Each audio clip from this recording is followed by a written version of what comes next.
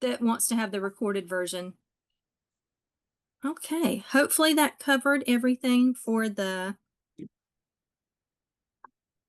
kind of information. So just to let you know, we are very honored tonight to have Dr. Tapia here as our presenter on sleep apnea. He serves as the chief of the Division of Pediatric Pulmonology and Cystic Fibrosis and Pediatric Pulmonology professor at the University of Miami. He currently directs the fellowship program there in pediatric pulmonology after having held the same position for 10 years at the Children's Hospital of Philadelphia.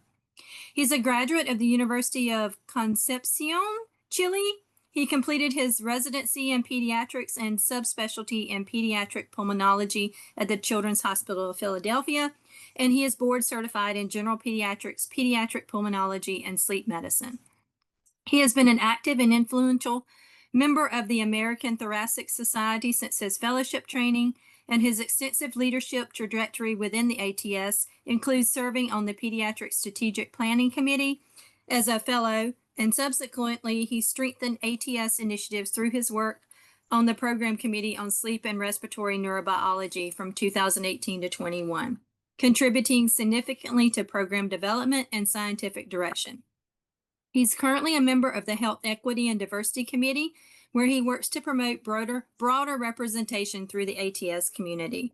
His research, funded by the American Heart Association, the University of Pennsylvania, the American Sleep Medicine Foundation, and the National Institutes of Health, focuses on pediatric obstructive sleep apnea syndrome, its therapeutic approaches, health disparities in sleep health, and obstructive apnea in individuals with Down syndrome. He chaired the Career Development Awards at the American Academy of Sleep Medicine between 2021 and 2025, and he is currently chair of the NIH study section on biobehavioral medicine and health outcomes. So again, we are very honored to have Dr. Tapia here tonight, and I will hand it over to him. Thank you very much. I'm very honored for the invitation. It's always a pleasure for me to talk to the families. So I will start sharing my slides.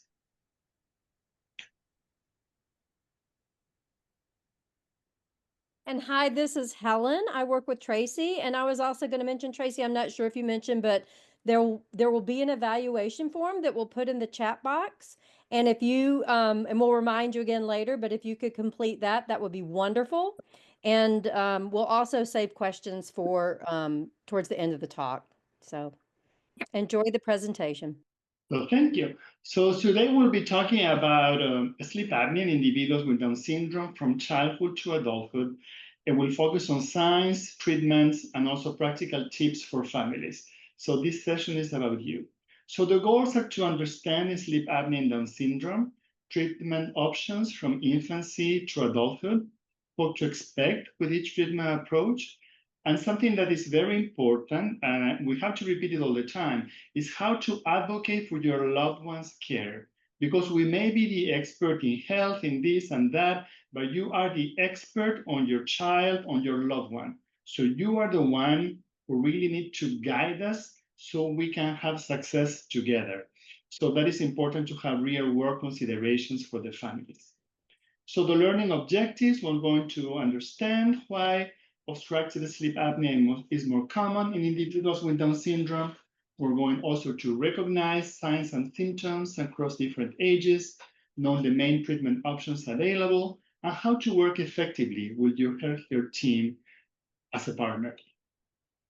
So sleep apnea is very common in Down syndrome. So to give you statistics, it is estimated that 50 to 100% of individuals with Down syndrome have some degree of sleep disorder breathing. This can go, for example, to mild obstructive sleep apnea up to the cases that are more severe.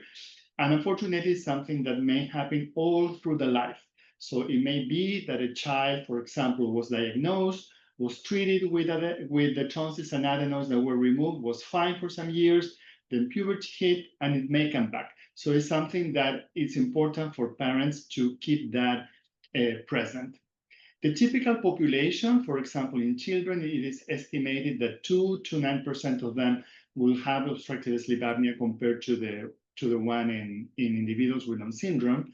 And why do we care about it? Because it impacts health, learning, that is very important, behavior, that is very important, and also quality of life. There are two main types. Obstructive sleep apnea is when the airway becomes physically blocked or narrow. So a way that I have to explain to families that may be a little bit dramatic, but it's what happened. Imagine you're sleeping super comfortably, super happy, dreaming about something fun, and someone comes with a pillow and put it over your head with some pressure. So what happens then? You try to fight the pillow, right? So you can breathe again. And in the process of fighting that, your heart rate goes up, your blood pressure rises, also because you have the pillow on your face with some pressure and you cannot get air in, your oxygen may drop, and your carbon dioxide that we typically breathe out can build up. So that's what happens with episodes of obstructive apnea.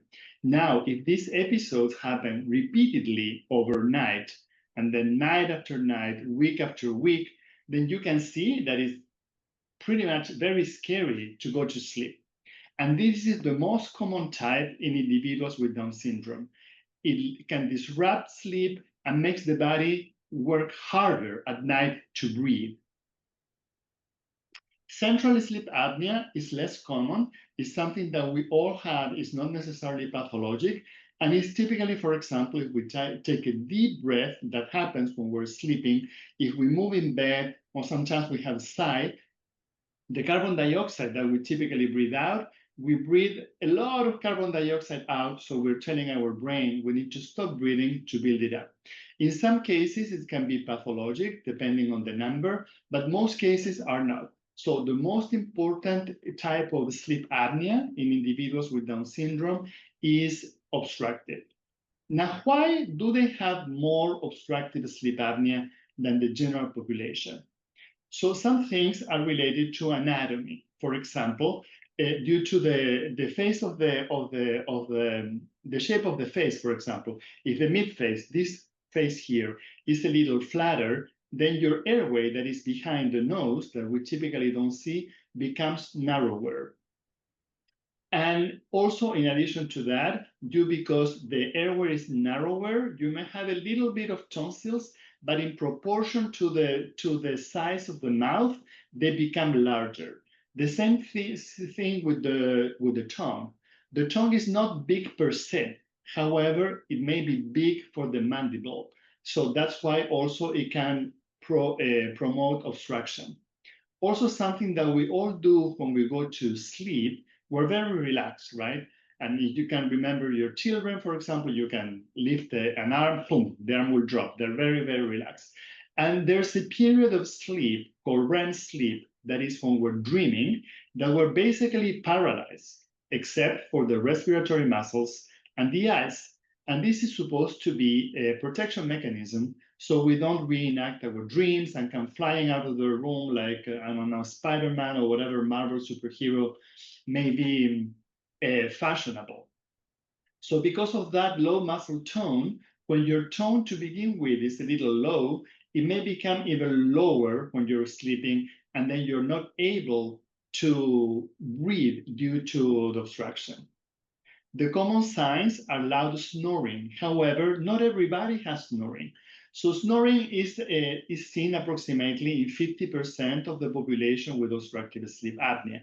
Because to snore, to make the vibratory sound, we need also to have some muscle tone. So if our muscle tone is very, very low, maybe we don't even snore, we just go straight to obstructive sleep apnea.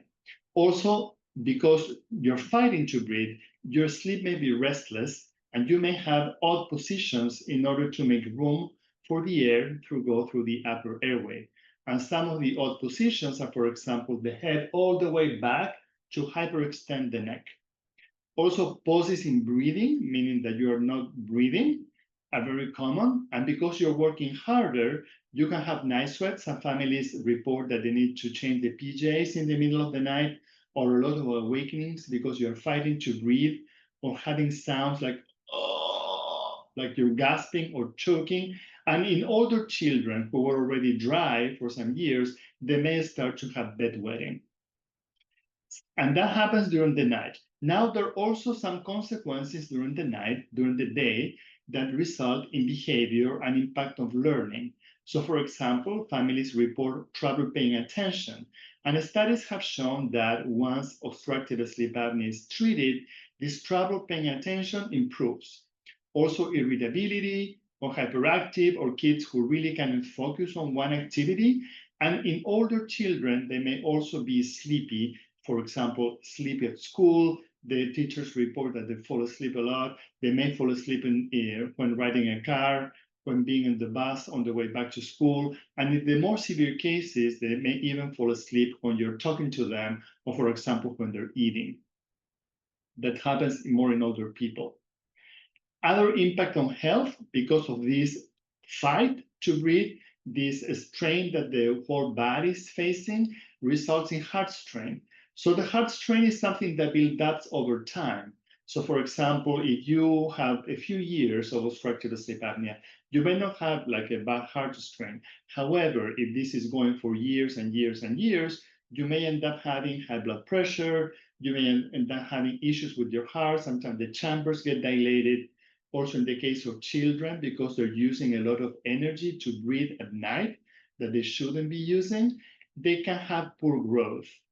And also because of all the sleep that gets disrupted, they have higher risk of obesity because you don't have a good restful sleep, and also of diabetes because during sleep we should be recovering from all the stresses of the day, but you are in this constant, let's say, heart race or blood pressure race that comes and go like a roller coaster, and that can also affect the sugar control. So that's why, based on this, the American Academy of Pediatrics has already published 2 times. I mean, the first guidelines in 2011, and then like 10 years later, the updated one, with recommendations that all children with Down syndrome have sleep study by age 4. And this is sort of the minimum recommendation. I really think they should have it by age 2. It is important because also we have shown that children with Down syndrome and obstructive sleep apnea, for example, they had a more severe bronchiolitis by RSV.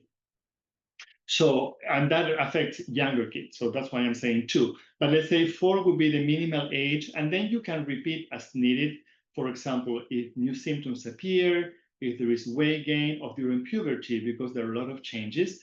And typically, actually, depending on the case, also depending on the availability, it would be good to repeat the sleep study maybe 1 year, every other year, to have an idea where things are going.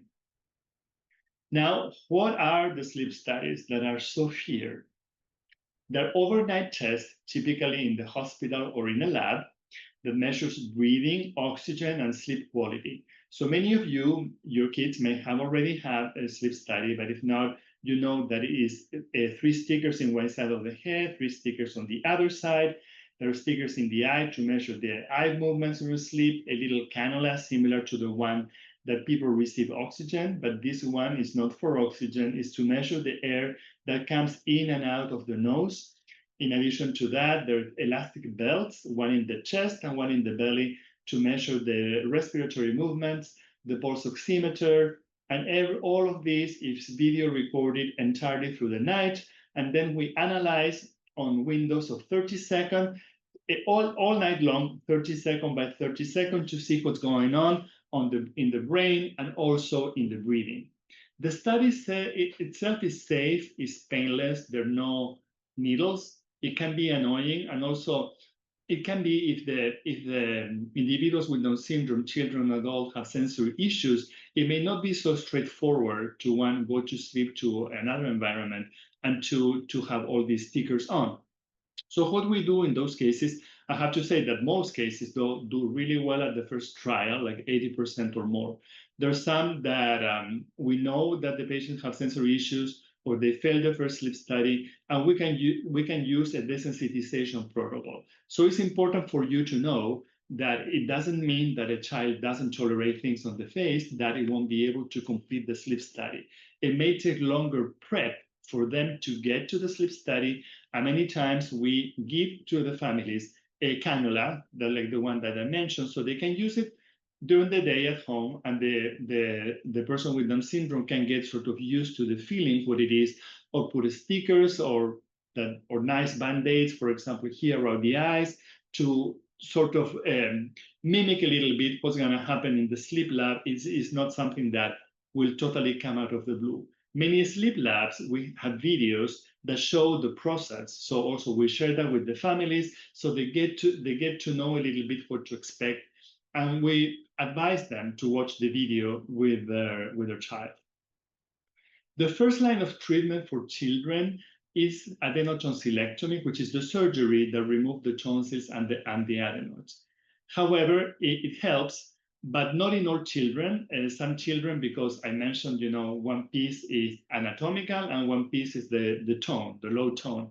Many times, despite removing the tonsils and the adenoids, even if these are large, you can see big improvement, but maybe not a total resolution. So it's something that is important to consider. So each case has to be analyzed individually. There are also some risk with the anesthesia, or for example, if a patient has had cardiac issues and has already had many cardiac surgeries, and many times families and actually the cardiologist would say, let's put off the surgery and do other treatments. Adenotonsillectomy, which is the surgery, is one of the most performed surgeries in the United States. So there's a lot of experience. Most ENTs, fresh out of fellowship, ENTs, the doctors of ear, nose, and throat, are super familiar with the procedure. Typically, it goes really well. However, the risk of anesthesia is small, but they exist. Bleeding, that is rare, but exists. Also can be changes in the voice that can be temporary, need for pain management, and the recovery time may vary, can be 1 to 2 weeks. Typically, like older children have more trouble recovering. And then what do we do in those cases? We do something that also many families are afraid of. So here we're going to talk all about that. That is the CPAP. So all of you who have young children, this patient of mine was approximately 3 years old when we took this picture. There is no bribe in the world that would have convinced her to pose for the picture super happy with her CPAP on if she didn't like it. So the bottom line of the slide is that it's doable. It takes time. It takes a lot of support from the parents. It depends on the children. Some they do really fast, some others do not. But consistency is something that will take you a long way when it comes to get children and adults with Down syndrome used to CPAP.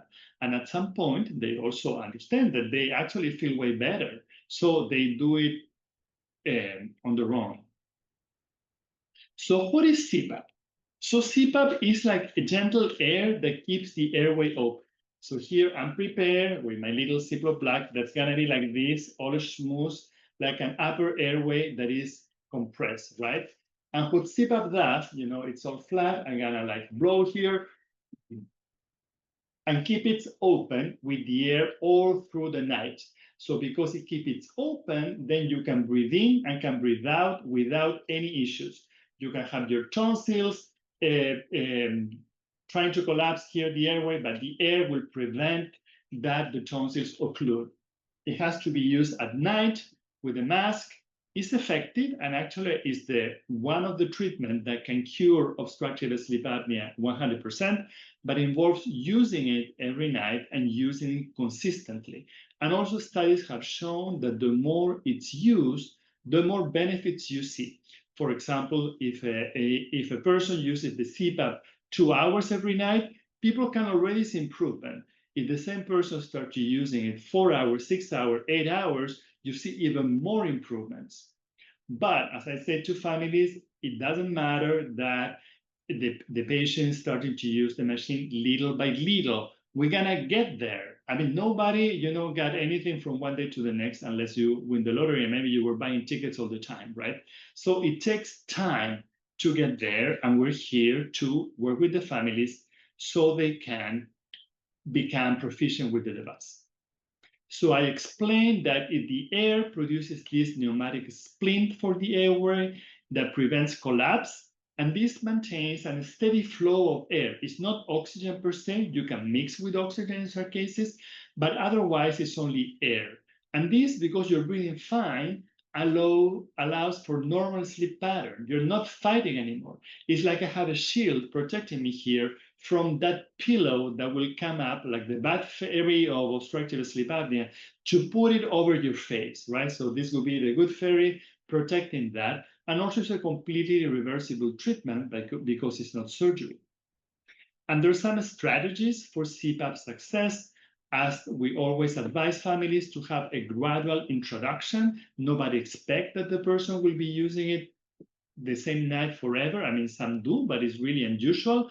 Most of the time, what is important is to get used to the mask when you're awake. So to practice with the mask only and the headgear, when the person is awake and doing something that they like, watching a TV show that they like, spending time with their family or siblings or any friends that they have with the mask on. So at some point you sort of forget you have the mask on. It's like, imagine, well, now we don't have those long vacations, but imagine when you were a child and you had a long vacation and maybe you weren't even wearing shoes, you were wearing sandals or barefoot all summer, and then you had to back to school. The first few days you would feel that you were wearing shoes, but then you don't feel it anymore. It becomes normal. So this is exactly what it is. Also let the child explore the equipment. Many times we ask them to name the equipment, and they come with the most cute names. Make it part of the bedtime routine, and all the time use positive reinforcement similar to potty training, for example. Every time that they use it's like, yeah, everybody like super happy. You start with short periods of times that little by little they will be growing. It's like when we start doing anything, right? Any change of behavior requires a lot of time.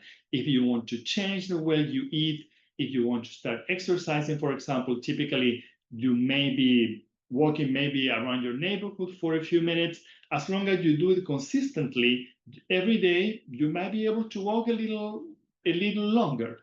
But if one time, for example, you walk, I don't know, like 1 hour, you'll be super tired and then you will do it ever again. So the take home message of these slides are that for CPAP to be successful, take it slowly, partner with your team, is constant communication with the team, not necessary visits, can be a phone call, etc., to see how things are going. Now, another treatment that we have now available for children and adults is the hypoglossal nerve stimulation. So what it is, this is involved a surgery. We have here a diagram of a person sleeping, and this basically is sort of like a pacemaker, but instead of for the heart, is for the tongue, for the muscles of the throat. So I explained that with low muscle tone, you're not able like to compensate to open your airway on your own. So what this does, this pacemaker for the throat, for the tongue, get placed here and has a remote control that gets activated. And when you activate it every so often, will stimulate the tongue to contract the big muscle that we have there, and the person will be doing something like this. And every movement will be opening the airway and facilitating air. Is it for everybody? No, it is not for everybody. And basically, it's rare to find a treatment that is for everybody. What is important is to have different options.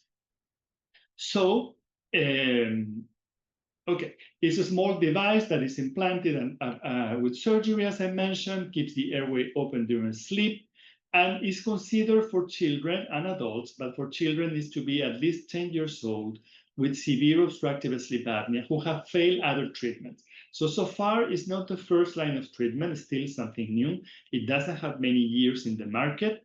Also, the candidates can be obese, but they cannot be super obese.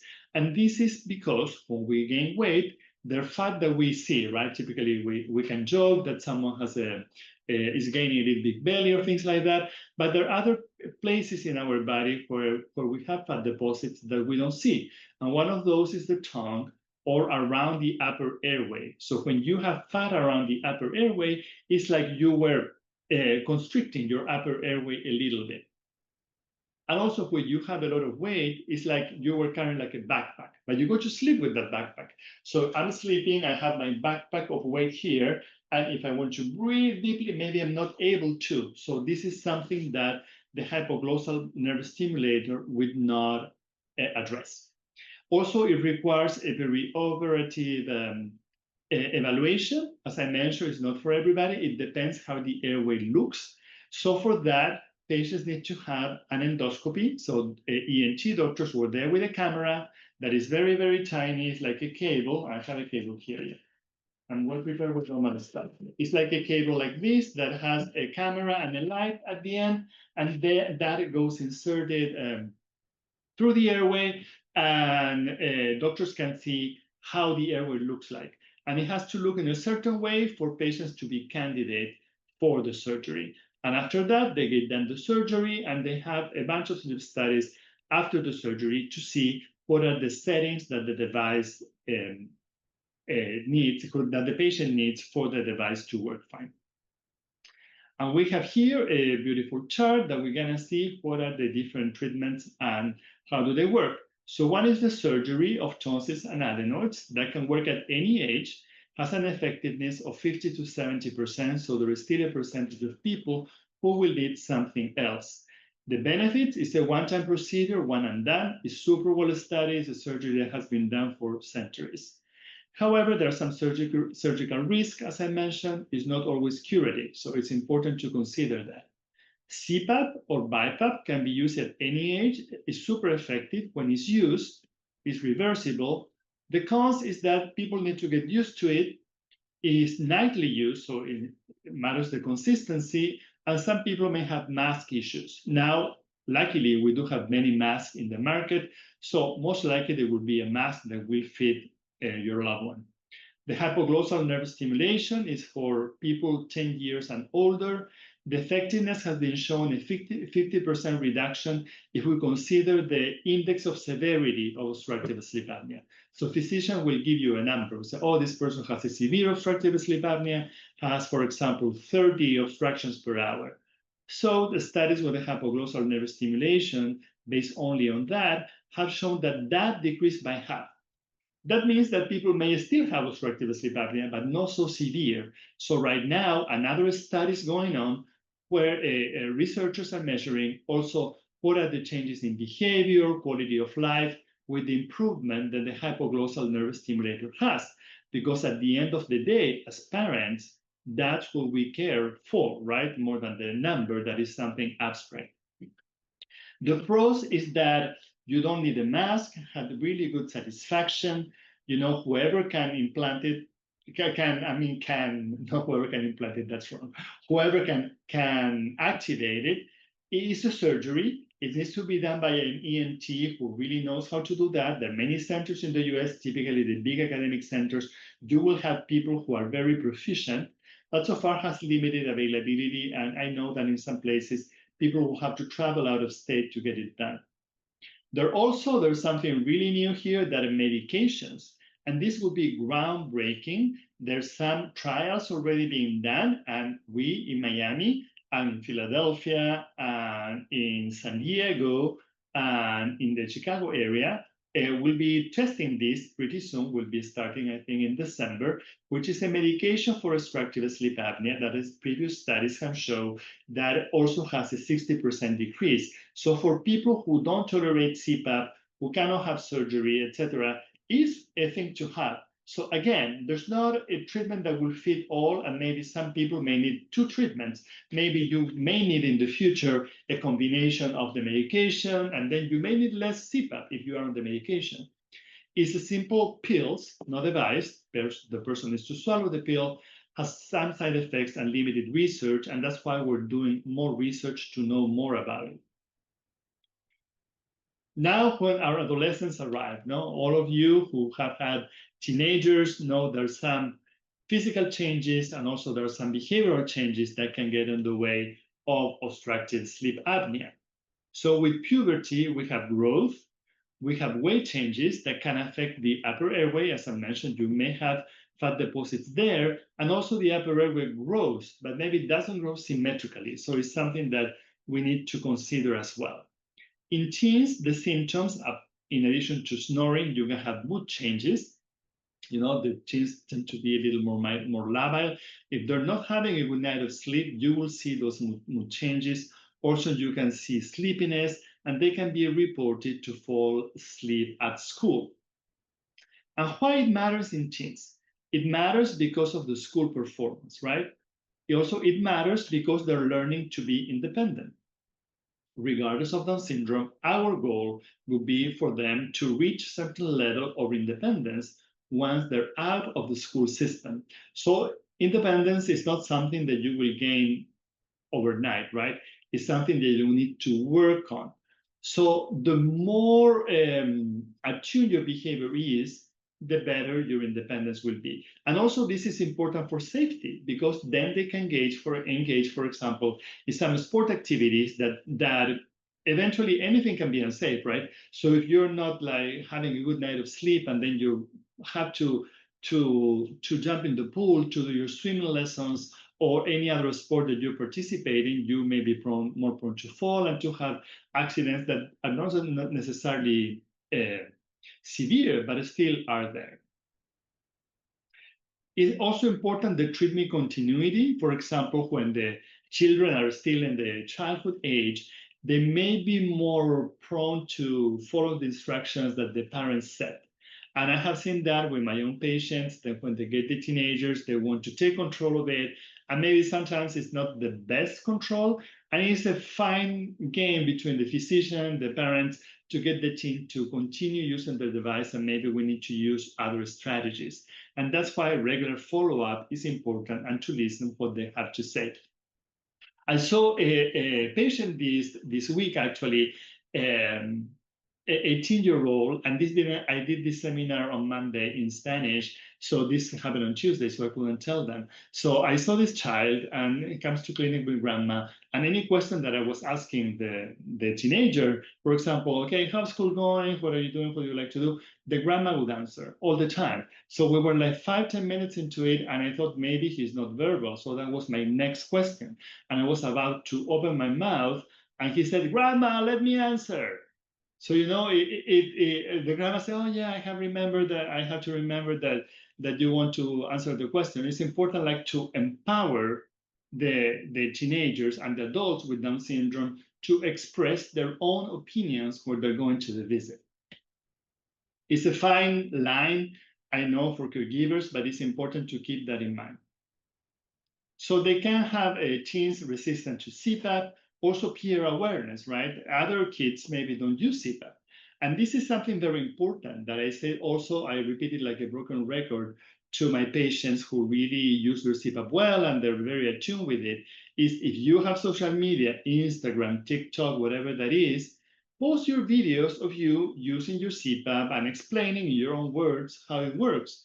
If I do it as a physician, nobody ever will watch it, zero hit.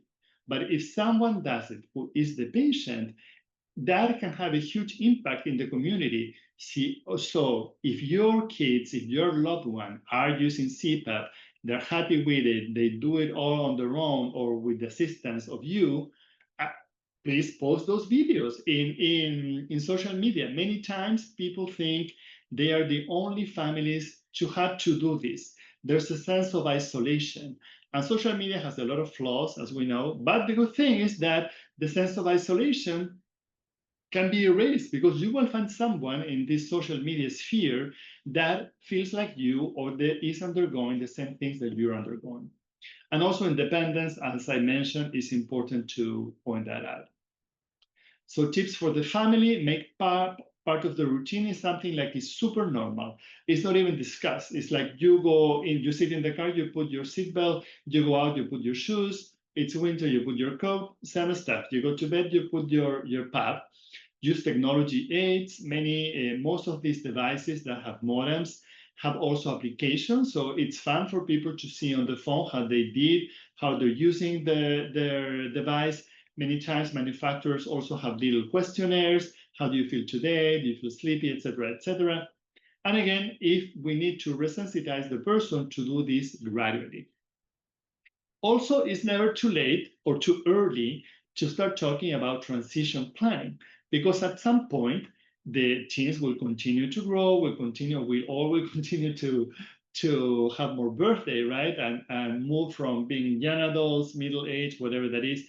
And you will move at some point from being a teenager to being a young adult, and maybe you cannot go to the pediatric clinic anymore. Maybe also you will feel funny being around all the little kids and you want to be with the adult people. So it's prepared for ongoing care into adulthood and also to involve the team in self-care. This obviously will not happen overnight. As I mentioned, it's something that you need to work with all your medical providers, with the people in the Down syndrome clinic. Now, what about adults?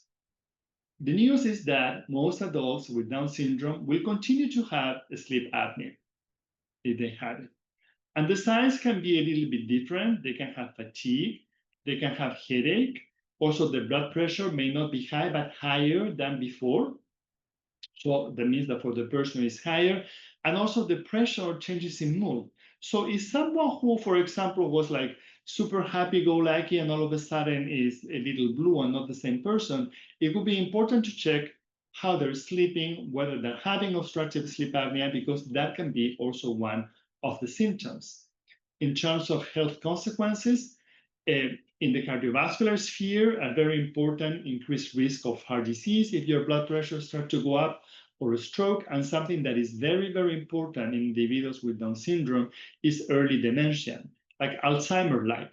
So there is a link between obstructive sleep apnea that isn't treated and Alzheimer-like symptoms. So right now, with Dr. Rosser here, that she's the PI of this big study that will happen in many places in the United States. We are also going to do that. It's a study that is called a cohort. It's not an intervention, meaning there's no like pill or treatment or anything. It's following people through the years to see what are the risk factors that they have. And if we find something abnormal, we'll communicate with the people so you can act upon it. So be tuned for that, because all of you will be invited to participate. It will be in many places of the United States. So what about the sleep studies in adults? The good news is that home sleep apnea testing in adults are approved by insurance companies. In children, they're not approved by insurance companies, so we cannot do it because there's no reimbursement attached for it. We do it as part of research protocols, and I have led one of those studies and show that they're very good. However, they're not available for like everybody. But for adults with Down syndrome, they can have their sleep apnea testing at home. There are different devices depending where you go. And actually, all of them have pretty good resolution. They're not 100% the same than in lab sleep studies. And some people may need to have it repeated in the lab, but at least it gives you a very good idea of what's going on. And also, it's important to screen even if no obvious symptoms. For example, for this research that I was telling you, we were recruiting some young adults, 25, 30-year-old, and some of them didn't have obstructive sleep apnea, didn't have testing because the guidelines of the American Academy of Pediatrics were not even published when they were little. So the families were like totally unaware. They say, no symptom, but well, it's part of research, we're gonna do it. And lo and behold, we found like obstructive sleep apnea in a bunch of those, I would say closer to 75 to 80%. So it's very important to do it. The treatment options for adults are CPAP, BiPAP, the mask, as I explained, with the pressure. Weight management, if there is weight, is something that can be done. In adults, for example, Ozempic and other medications have been approved for the treatment of obstructive sleep apnea. We also have the hypoglossal nerve stimulator, and we have some oral appliances. So oral appliances are sort of like appliances that you put in your teeth and they move the mandible in a certain way to make more air. Are they for everybody? No. Some people do really well with them, but what's very, very important is that you consult with a dentist that is accredited in sleep. There are some, and actually you can Google how those are in your area and things like that, but just don't go to anybody, because also they can cause harm if they're not indicated. One, they may not treat obstructive sleep apnea, and two, also they may have issues here with the joints that we have in the jaw. So that's why it's important to do it with someone who really knows what he's doing. Don't be afraid of second opinions. Remember, you have to be the advocate of your child, your loved one. Unfortunately, many professionals are not very familiar with Down syndrome, and many times when they come to us at a second or third opinion, you hear stories that are very dramatic of things that have happened. So remember, knowledge is power, self-advocate, and doubt. You're entitled to that. In terms of independence and self-advocacy for adults, also training adults to manage their own care is very important, to use their own mask, to how the machines work, for example, and encourage the involvement. Even if they're more withdrawn and they're not really want to know what's going on with the treatment of the device, try to encourage them all the time, because that's very, very important. And there are emerging medications, as I mentioned, that those are the names there. These medications affect the brain signals that control the airway muscles and can make the airway muscles dilate and make more air without the need of CPAP. So we're gonna start doing the research on that. What are the long-term benefits of treatments? Better mood, cognition, behavior, heart health. So it's important to work with your team, including your pediatrician or adult physician, your Down syndrome specialist, sleep specialist, doctors of ear, nose, and throat, and the pulmonologist to make the best decision. What are the at-home tips that are important? All the time is to have a good sleep hygiene. So that means, for example, no electronics 1 hour before going to bed. Have consistency. Routines have, bad reputation. People say all the time, and you see these ads, for example, showing islands in the Caribbean. Oh, get out of your routine, do something fun. That's good for vacation, but actually it's proven that the more we adhere to a routine, we do better. For example, if I know that I wake up, I need to do breakfast, walk the dog, whatever that is that people need to do, get the kids ready for school every single day at the same time, it becomes something automatic versus having to guess what I'm going to do today.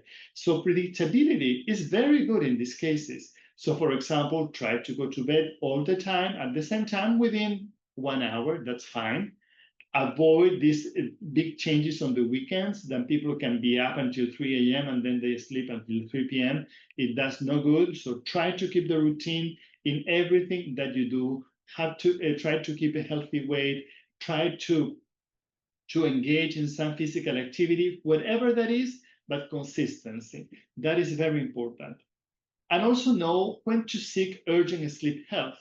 For example, severe pauses in breathing. If you're witnessing that, and now with the smartphones, that's easy to do because you can record a person. And if you go to your sleep doctor with a recording that's showing that the person is like not breathing, most likely they have obstructive sleep apnea. Maybe you can be streamlined.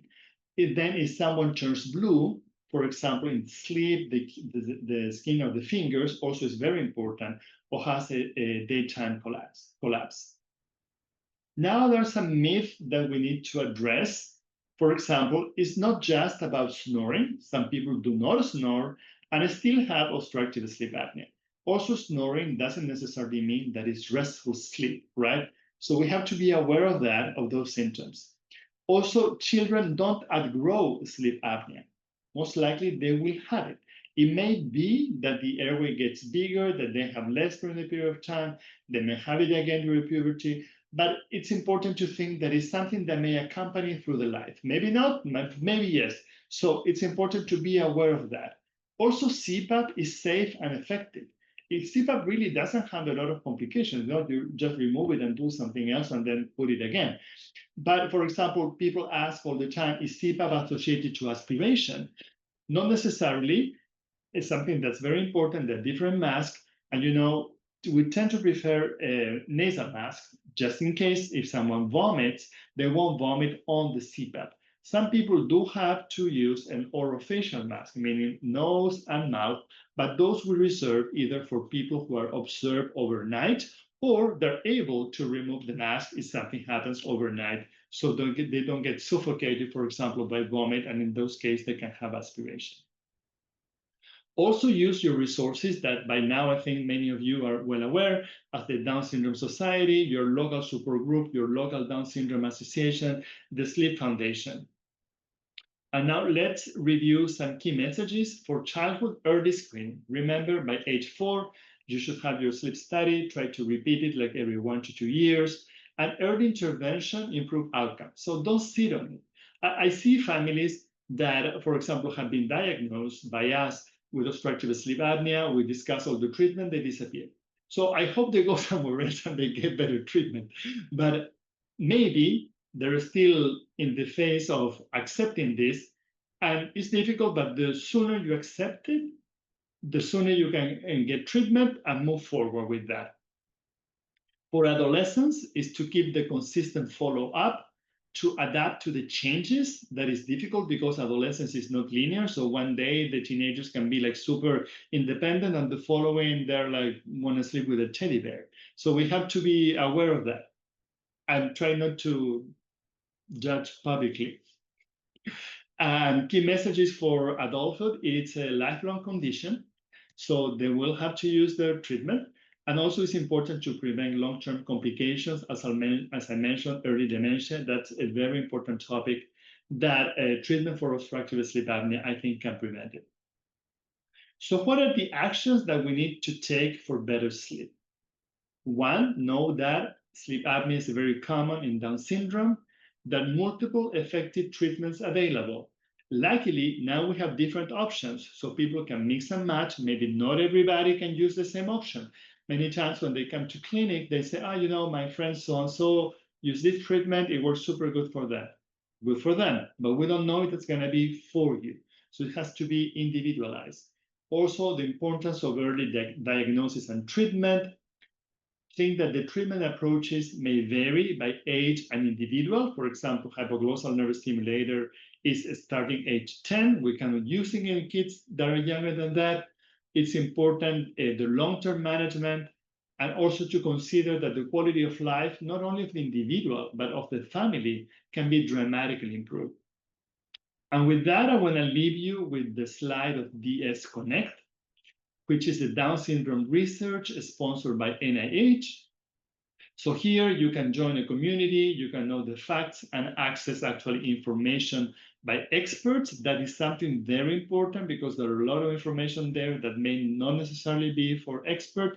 We have it in English and in Spanish, and also you can share important information with researchers and be part of different projects that can benefit you and your loved one. And with that, I think we can open the floor for questions. All right, so there were a few questions entered in the chat, so I will start with a couple of those.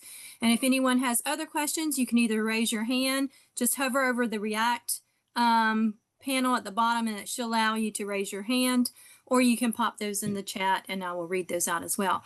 So the first one, Dr. Tapia, was around medications. And it was asking really about medications that help people sleep. Are those sometimes incompatible with sleep apnea? Would they increase the breathing risk at all? And that was both things like over-the-counter melatonin as well as prescription medications to help with sleep. Melatonin, not necessarily. It hasn't been proven that it increases the risk of obstructive sleep apnea. However, for example, benzos, they might, because benzos make you feel very relaxed. So for example, maybe someone doesn't have obstructive sleep apnea and the night takes benzo, and they will start having severe events during that night. The similar, imagine if you go to a party and your partner drinks alcohol, not you, of course, your partner. And then overnight, you notice that the person is snoring or having events is the same because the upper airway gets relaxed. So yes, so it's important to discuss those medications with your healthcare providers. Now, there's some medications for treat acute insomnia in adults, not in children, that are meant to be used for a short period of time. And those may not necessarily affect obstructive sleep apnea, but it would be important to discuss that with the person prescribing. And have you heard anything about melatonin losing effectiveness with continual use over time? Not really. What happens though is that melatonin also should be used for something punctual, right? For example, melatonin, we all produce melatonin, and I have to say other thing about it before I forget. We all produce melatonin, and the pill, what it does, it boosts the external melatonin that you have. What may happen, and it's a problem in the United States, is that melatonin is not regulated by the FDA. So it's not a medication per se, it's considered a supplement. So that means that it doesn't undergo the same sort of screening. That, for example, if you buy whatever medication, Keppra, for example, and it says, to give you an idea, 10 milligrams all the time, every brand will have to prove that that's what they have. In melatonin, it's different. So it may be that a batch has what they say they do, and the following batch doesn't. So that's the issue. Okay, thank you.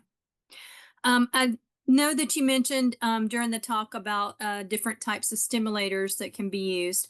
Are there any thoughts about the ones that have been approved for adults in the use of management of OSA, and they're now possibly being approved for the use in children? Yeah, actually, they do work well in children 10 and older. You know, still the surgery is not for everybody. You need to meet certain criteria. They need to have the drug-induced sleep endoscopy to see what is the anatomy of the airway. And with that, you can be really well, actually. But what is really important, please go to an ENT that is familiar with the process well, and it's something that you can find on the website and Google actually what it is. There are mostly two brands. One is more studied than the other of the hypoglossal nerve stimulator. Okay. And then we have a adult with Down syndrome that has AHI less than 15, can't tolerate CPAP or BiPAP. They don't qualify for Inspire. So what are your thoughts on the recent FDA approval of the Genio OSA or the Excite OSA tongue stimulation therapy for that individual? It can work.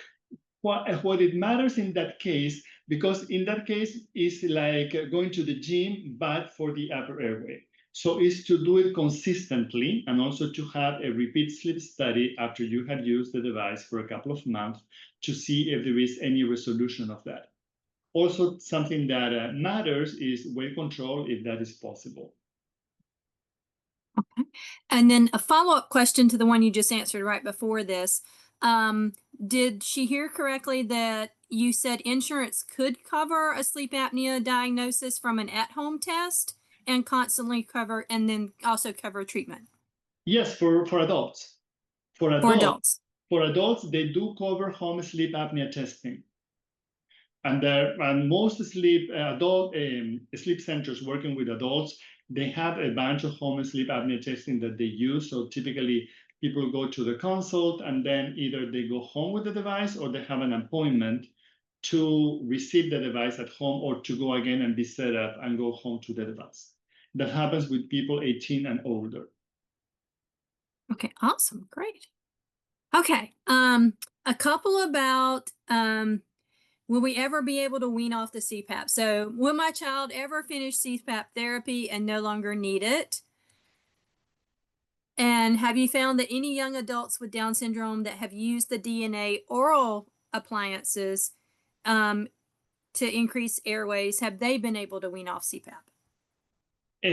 Well, the first question, if they will be able to win CPAP, it depends. I would say that many might not be able because there are some things that are related to the anatomy. They may try other sort of things, which is important to have different alternatives so they can switch from a treatment to the other. But someone who has no issue with CPAP and uses it consistently, I would say I would leave it in CPAP and I wouldn't like rock the world.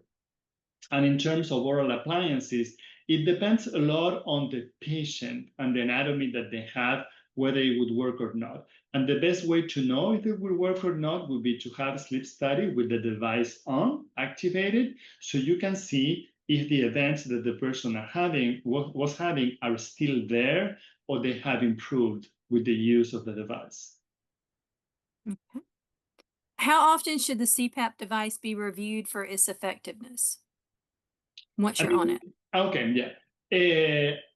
The titration study, I think that's what it means. If it's still working with the same pressures, yeah. Well, first with the symptoms, but I would say like every 2 years or so. Now, many devices and many adults or most adults are on what is called auto CPAP devices. And those devices, they have a way of knowing if the person is having obstruction on the device or not. So it's something that your physician is able to download the report and see what's going on and play with the pressures so the person can breathe better. In the case of children, we typically recommend that they have we start them on the CPAP, and typically we say within 3-6 months have a study with the CPAP on, so we know how well the device is working, and after that we can check every 2-3 years. Right. And then another question about the Genio OSA treatment that was approved by the FDA. I'm not even sure what that one is. It's an appliance for genioglossus that stimulate a little bit and is supposed to create more airway. But it depends in each case. So in each case, you will need to, if you were diagnosed with obstructive sleep apnea with study, for example, and they told you, okay, your index is so and so, and your oxygen dropped to this. With the device, what we want to know is how better have you gotten. So I would say use the device, but you will need to have a study with the device on so we see how things are going. Okay. I have a question from a parent of a 9-year-old daughter with Down syndrome. They did tonsils out at 6 years old and a palate expansion. Now they're on BiPAP and they're having a lot of problems finding a mask that fits. She does need a full mask because she breathes with her mouth, and they're having difficulties finding a pediatric full face mask. So she's using an adult extra small, but it doesn't really work well. And they live in Guadalajara, Mexico. Do they have, this is a question that's why I'm answering with your question, but do they have access to the same companies that we have in the US or no? I don't know, like ResMed or so, because we have more alternative of mask. And I think that here there may be some that the person can fit well. And Maria asked a question, maybe it's a follow-up in Spanish in the chat. I'm not sure if you can see that one. Let me see. Yep. Okay, she said that there are in Mexico, but not many models. So, Maria Angeles, I don't know how we can help. Maybe we can show her some of the ones that are here, and somehow they can be. Maybe. I'm gonna put my email address in the chat, because and you email me, yeah, and we'll see what we can do. yeah, because I think there are. Okay, you put your email there. Yeah, because actually some of these can be bought online on the internet, so most likely they're able to be shipped. Okay, and then I'm backing back up. So my Down syndrome adult daughter is 22. She wears a full face mask, but has over 7 events per night. What would be your recommendation? I think would be to titrate the pressures. Yeah. Okay. So she can go to close to zero if the pressures are a little up. There are different devices that she could use, and maybe to have the sleep study with the device on. And then Sue asked again, her son has been on CPAP for 27 years. Since he was 16, he's 42 now. And she's asking how often he should have a sleep study to check if he's on the best settings, and he loves his machine. So I think you had said about every 2 years. Yeah, it depends. If adults, if they're doing well, maybe it can be every 3-4, and also it depends on the device, because the device can give you a lot of information right now if they're having events or not. But more importantly, since he's one, as I was saying, he's using his CPAP, he's happy with the CPAP, you need to do a video, post it all over social media, because people need to know. Many times families are very scared. We did a study about this, and one of the themes that came up from families, and not only from one, from several, was the sense of isolation. When you have a child with developmental differences, and in addition, they have to use something else.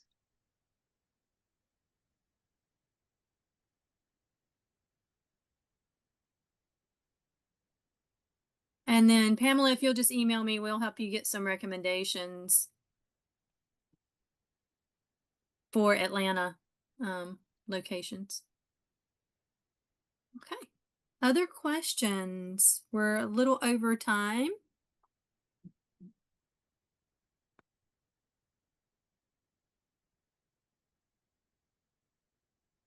Tracy, I think Sally Pate may have a question. Okay. Does she have her hand up? I'm sorry, I can't She see. looks to be waving, I think. Okay, Sally, can you unmute? I am not sure that I can unmute her. Sally, can you unmute yourself?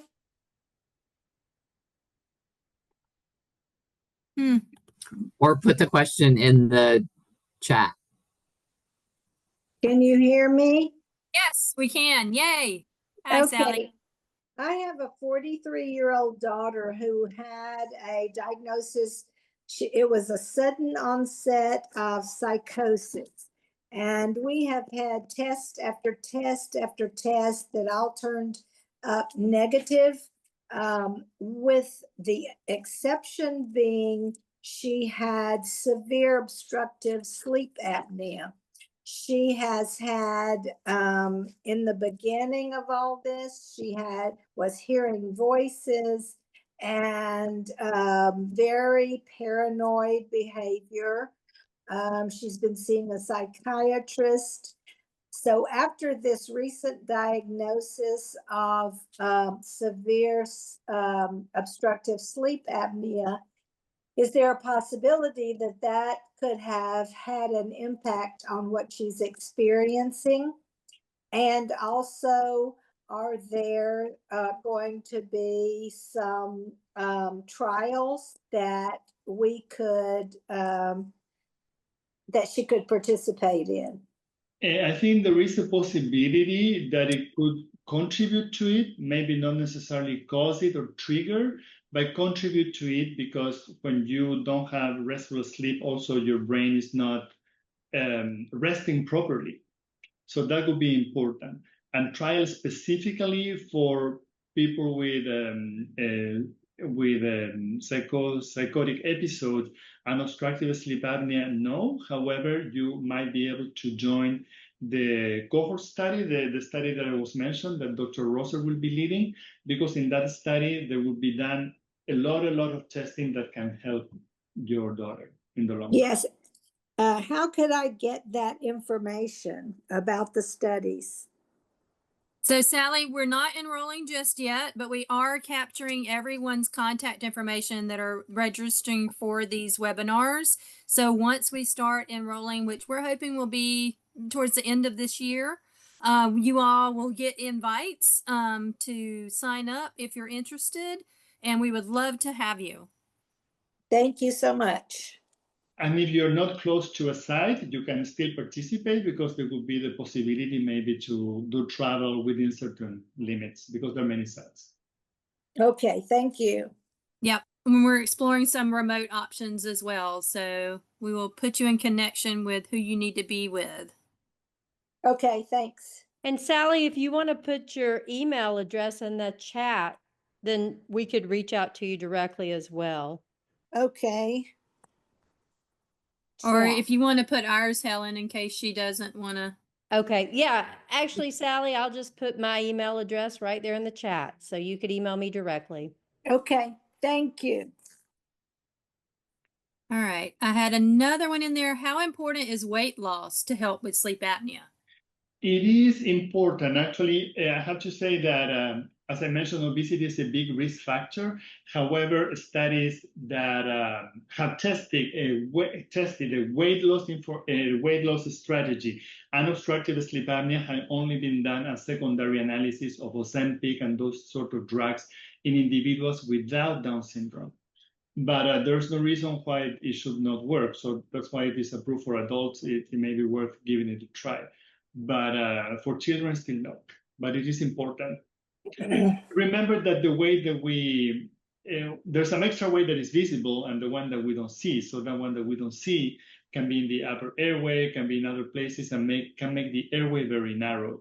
many times when you examine an obese patient and you ask them to see the mouth or you go with the camera, you see that everything is very, very narrow because they have fat around it.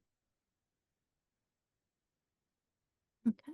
And then we had a question related to severe perioral dermatitis due to the mask, presumably to the silicone.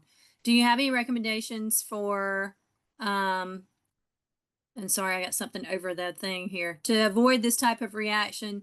We use a liner now, but the liner makes the mask leak. Yeah, the liners have that issue because they make the mask slide. I would say the biggest recommendation would be to switch mask, maybe a brand, because sometimes it's not necessarily silicone, but it is something else that they put in the brand. So I would switch the mask and try to fit him with a mask that fits him better.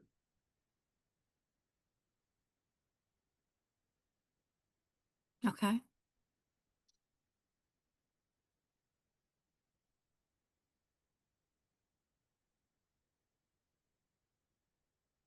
Okay, and then I have another mom she's had Inspire recommended by the pulmonologist, but she's afraid of another surgery. So any words of encouragement, positives, etc., to possibly explore that route?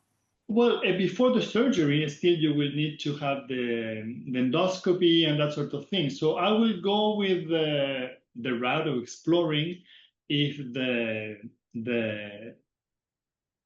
son or daughter is eligible for the surgery completely, because they need to know the anatomy.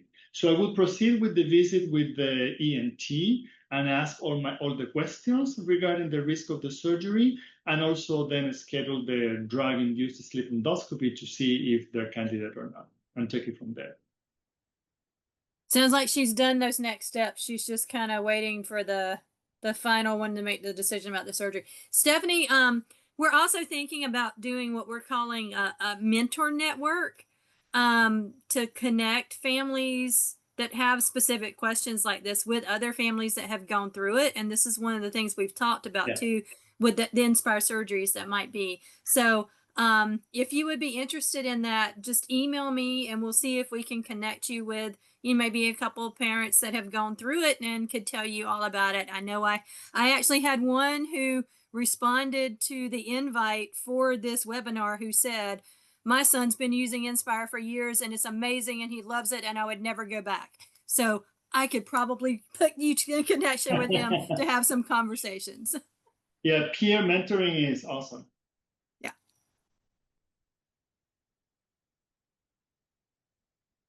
Okay, there was last one coming in about, would you repeat what the correlation is with sleep apnea and dementia or Alzheimer's? Yeah, well, there is a strong connection being studied between untreated obstructive sleep apnea and early Alzheimer in population with Down syndrome. So it's something that we'll do in the study that we'll start recruiting later, that I was mentioning, that we're working with Dr. Rosser. So we're about to study that. So that's why in adults, it's also important to make sure that they have or not obstructive sleep apnea. So we rule out everything out. You know, sleep is something that is very transversal, meaning affects every system. So we have to make sure that we all are sleeping well so we can be healthy. If we have all this disruption during sleep chronically, we're going to be all super cranky and not able to perform. And the issue that I face, and it pains me, in the population with Down syndrome, that many times they get referred and they have seen a bunch of people and they say, they told me that it's part of my kid because they have Down syndrome, it's genetic. Well, you know what? It is not. Sure, there are some developmental differences, but nobody can tell you what your child can do or cannot do. And maybe if we treat the breathing, they will be way better than what they are now. So we have to give them that chance. We cannot let people to think, okay, this is what it is, we're not doing nothing. And unfortunately, I hear that from colleagues. So it's like correcting all the time. But that's why you need to be the advocate of your child and partner with us on this.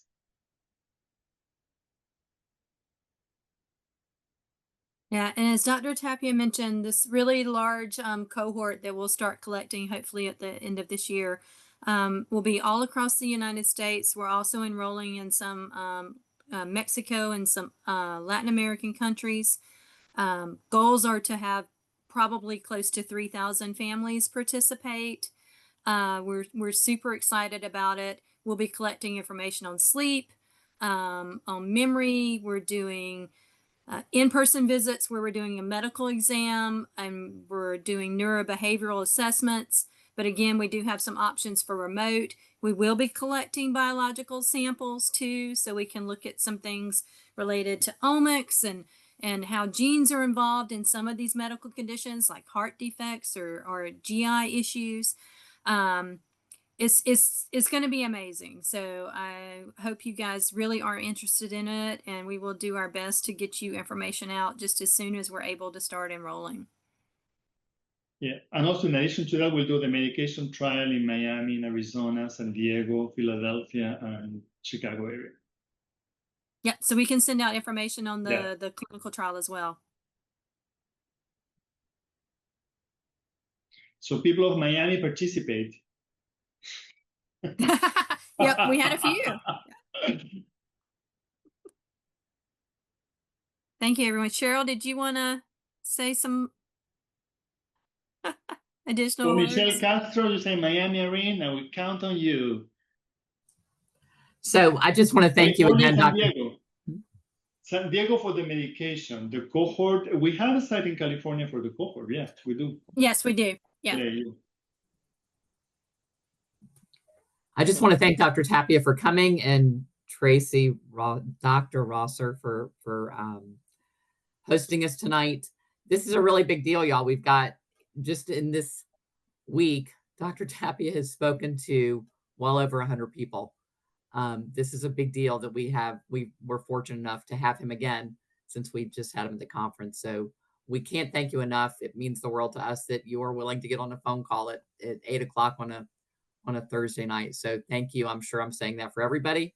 I want to remind y'all that it's brought to you by the Down Syndrome Association of Atlanta, Emory University, the Down Syndrome Center, the Adult Disability Medical Healthcare, ADMH, and Gigi's Playhouse.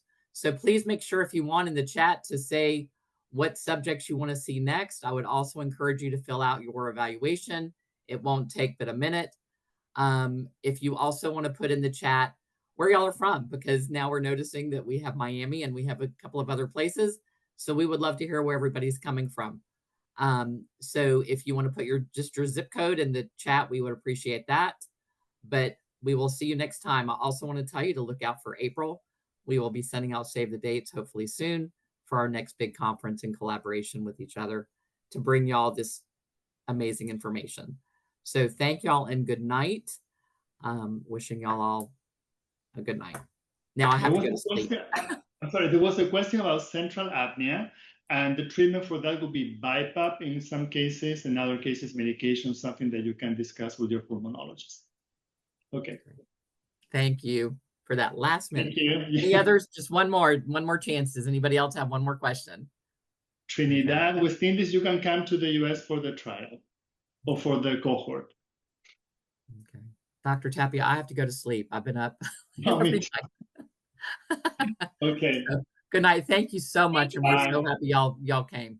Bye. Thank you, everybody.